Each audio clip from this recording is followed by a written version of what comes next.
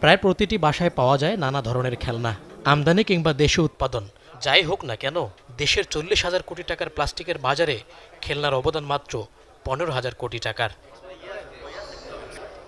শুধুমাত্র দেশে নয়, বৈশ্বিক 20,000 কোটি ডলারের বাজারে 2022-23 অর্থ বছরে বাংলাদেশের হিস্সা মাত্র 8 কোটি ডলারের মতো।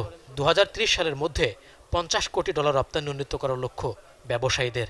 তবে আমদানি কমিয়ে দেশের বাজারের সিংহভাগ এখন দেশীয় উদ্যোক্তাদের হাতে।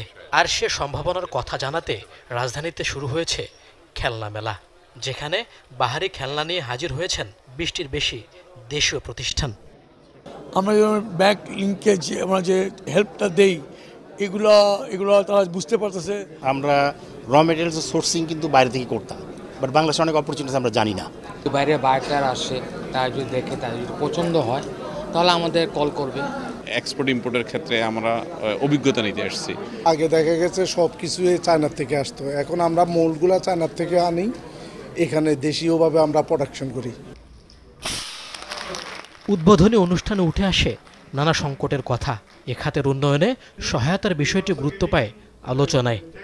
আমাদের টয়েজে কম্পোনেন্ট লাগে, এর মধ্যে 23টা-24টা কম্পোনেন্টকে আমরা ল ডিউটিতে নিয়ে আসার জন্য সরকারকে অনুরোধ করেছিলাম। সরকার মনে হয় 12টা এনেছে, বাকি 12টা আনে নাই।